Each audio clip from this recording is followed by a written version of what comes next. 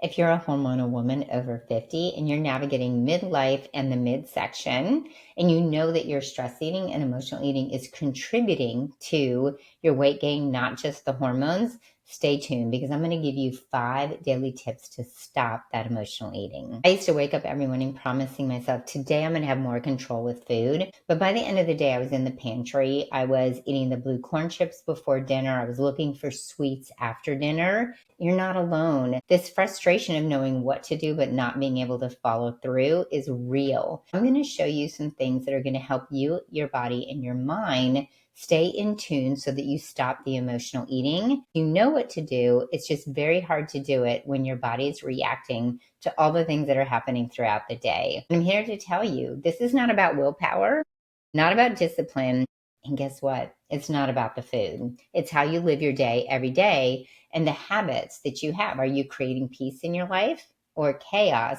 Because chaos creates cravings. So let's get into these 5 daily habits. These have helped me stop emotional eating and they have helped my clients. I'm Kim Hines. I am a certified midlife coach and I help women over 40, especially with emotional eating and midlife body changes. These habits have changed my relationship with food, my clients' relationship with food, and they actually help your hormones and your peace of mind at the same time. So let's talk about the first habit. This is how you start your day. If we start our day in chaos and we are flying around the house, we are grabbing everything and running out the door, we're raising our cortisol. The first step is to start your day in peace and in stillness. This might mean getting up a little bit earlier. The first thing we do every day is we start in peace and quiet instead of go, go, go mode, like checking our emails, getting on the phone right away, rushing into the day. We are actually setting ourselves up to be extremely mindless with food. We don't even realize it. So we're in a stressed state before we even have coffee and breakfast. And then, of course, we all love to have coffee, which raises cortisol even more. We're starting in an overstimulated space. When we elevate that cortisol, we're setting ourselves up for cravings of sugar, carbs, emotional eating, and it's like a roller coaster of blood sugar all day. So we want to start in stillness, but this is your morning. So you have to see what works for you. Some of my clients and I start by reading devotionals, sitting quietly. Some people like to journal. Sometimes I just sit with my coffee. I don't have my phone on yet.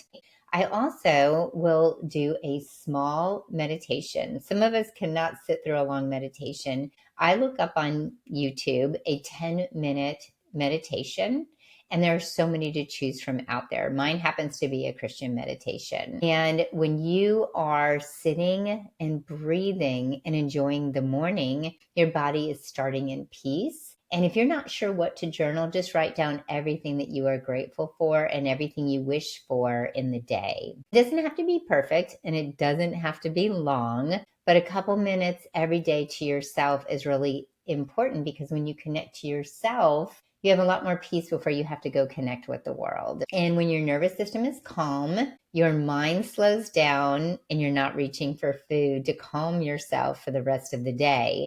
Also, if you're looking for amazing ways to calm your nervous system, make sure you go to the link for the Cool Girl Collective. We have a very affordable group for women over 40 to help you with your midlife health in your body and your mind. And there are many ways in there to calm your nervous system. So let's go to habit number 2. Remember, these 5 things, if you're doing most of them, you are going to get control over food. The first thing is how you start your day with food. When we start our day with bagels, toast, granola bar, we are spiking our blood sugar, and everything that we are eating that is that carby sugar processed food is actually turning to sugar. And when our blood sugar is on a roller coaster, we just want to eat more for the rest of the day. It trains your gut to want more sugar throughout the day. It trains your taste buds to want more sugar throughout the day. My suggestion is to start with protein and fiber. And when you start with sugar, you'll be chasing that crash all day long.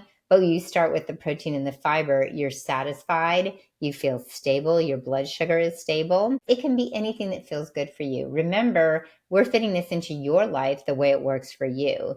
could mean eggs, Greek yogurt, turkey sausage, or leftovers, and mixing that with having some fruit or veggies or mixed greens on the side. I often just have a jar of sauerkraut available, so I have some fiber on the side and some berries. And we have to think out of the box. Breakfast food doesn't have to be breakfast food as long as you're getting the protein and the fiber.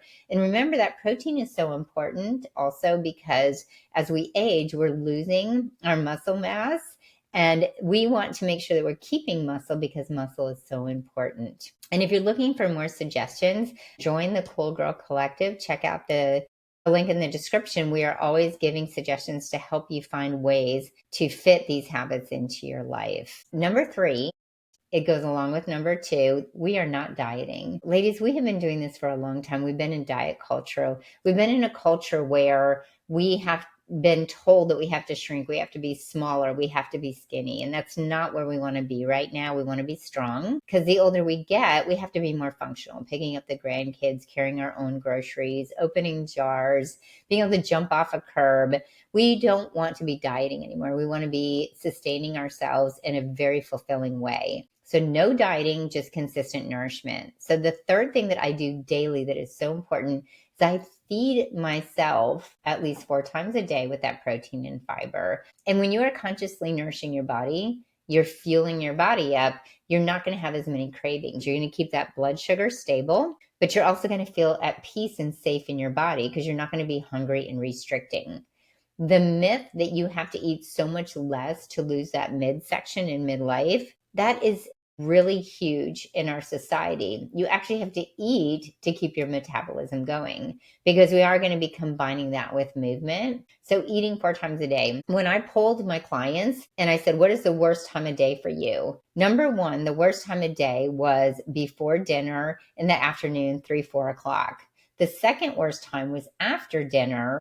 And that was very close. It was almost 50-50, but it was a little bit more to the afternoon and then after dinner. So if you are eating consistently throughout the day and your third meal of the day is protein and fiber at 3 or 4 o'clock in the afternoon instead of pretzels or crackers or something like that, you are going to make it to dinner without having a lot of snacks. So consciously eating throughout the day is really important because 3, 4 o'clock is when those cravings really hit.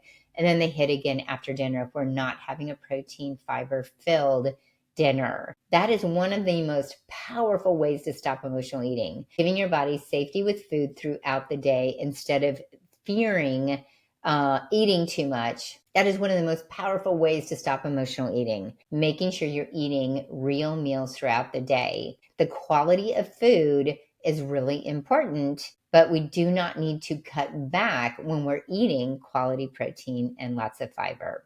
We're going to continue with this habit, which is still about food. Let's talk about what to do in the evening. We want to have a mindful dinner, having gratitude over your meal, slowing down, taking a breath, and putting your fork down. The slower you eat, the more your hunger cues will hook in. Because at the end of the day, you're tired. Your cortisol has come down. When you are fatigued, you're going to eat more. You're going to want seconds. But if you slow it down, there's no reason for you to have to go back for more food if your hunger cues are hooking in. I have another video on helping you have mindful eating habits, but make sure that you, about halfway through, evaluate how you're feeling. How is your tummy feeling? Are you feeling full? Are you feeling halfway full? If you're feeling pretty full, it's time to put the fork down. Guess what? I grew up in the Clean Plate Club. I know this is hard. It takes practice, but just knowing that it's something you can work on gives you habits that will help you where you're still eating and you're not having to diet or overdo cardio to lose weight. You can actually help yourself just by slowing down. It will help your portion control. But this is also helping your blood sugar so that you're not just eating it too quickly. But remember, when you are done, just say to yourself, put your hand on your belly and say, I am satisfied. Talking to our body, our brain and our body connect with each other, and that will actually help you. Here's something really important that I'd like you to do after you eat that meal. And you can do this after every meal, but dinner is really important because sometimes we eat a little late. We just sit down afterwards. Having some kind of movement will absolutely change things for you with your cravings. Because what do you think right at the end of the meal? I always think, what's for dessert? What is there in the house that's really sweet? So if that's your habit, number one, remember that's just a habit. You don't need to have sweets. Your body may not really be calling for it, but we do have an anticipatory dopamine response sometimes where we know that that's coming up. So we're already thinking about it and excited about it. I'd love for you to get up from the table and take a 10-minute walk. Or you can do 20 air squats, just making sure that you're moving. We're going to shift that. We want that blood sugar to move. We want things to go into the muscle and not store as fat, but also it breaks up dinner going right into dessert. So let's say you're sitting around watching TV at night.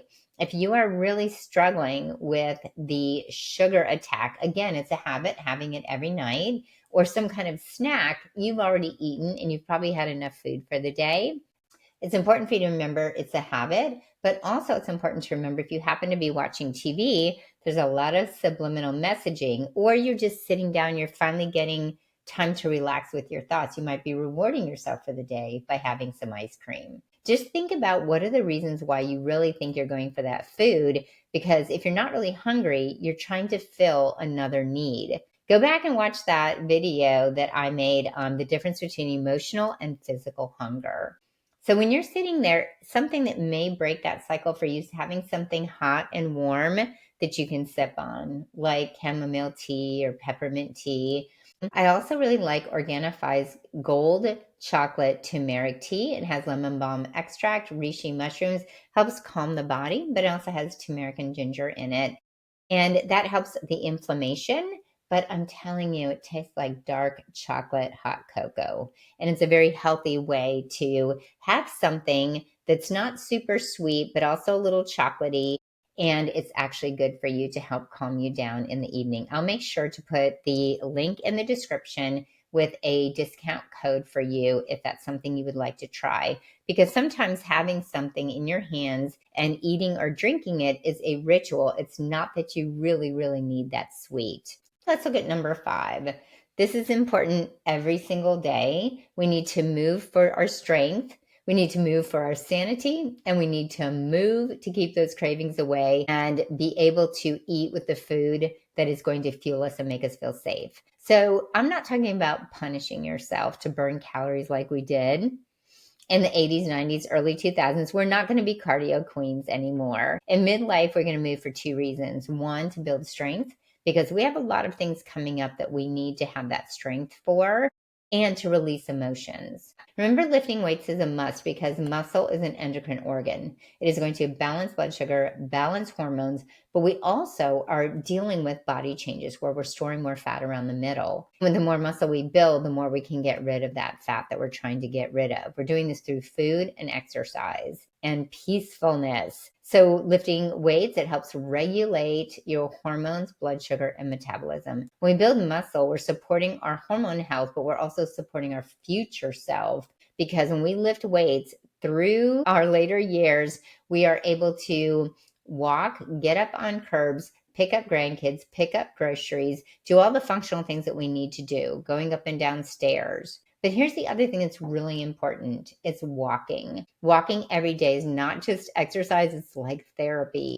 We are processing our emotions, clearing our minds, and reconnecting with yourself. When you feel anxious or overwhelmed, walking is often a way that my clients will keep from turning to food. Just walking, taking a 10-minute walk, and it relieves their mind of all the things that they're working on. It helps them come up with better solutions than just getting into the pantry. That takes practice. The reset button. Walking helps your body and mind regulate together. And whether it's strength training a couple times a week or walking every day, movement is going to keep you balanced and keep your emotions grounded, because our emotions not being grounded is what makes us emotionally eat. So those are my 5 daily habits that helped me and my clients stop emotional eating and make us feel like ourselves again in midlife, but it also battles that midlife midsection. So just recapping, start in stillness in your day, no chaos, eat your protein and fiber in the morning instead of all the sugary foods, nourish throughout the day, no more dieting or skipping meals, slow down at dinner, and make sure you do some movement after that dinner and find a new way other than the ice cream to satisfy yourself after dinner. Make sure you move for strength and emotional release and walk. because these habits together are going to regulate all your hormones, calm your nervous system, and remind your body that it's safe. Because all these habits work together to regulate your hormones, calm your nervous system, and make your body feel safe so that you are not emotional eating and the food loses its power. So if you're a hormonal woman over 50 navigating midlife, you can do this. You can create peace with food in your body. And if you want a community of women that are walking the exact same path as you, come join us at the Cool Girl Collective. It's a space for midlife women learning to calm the chaos, balance the hormones, stop emotional eating, and also understand what's going on with their bodies through midlife. You can find the link below in the description. Remember, you don't need another diet. You just need another way which honors your body and keeps your body safe. Check out descriptions on ways to connect with me.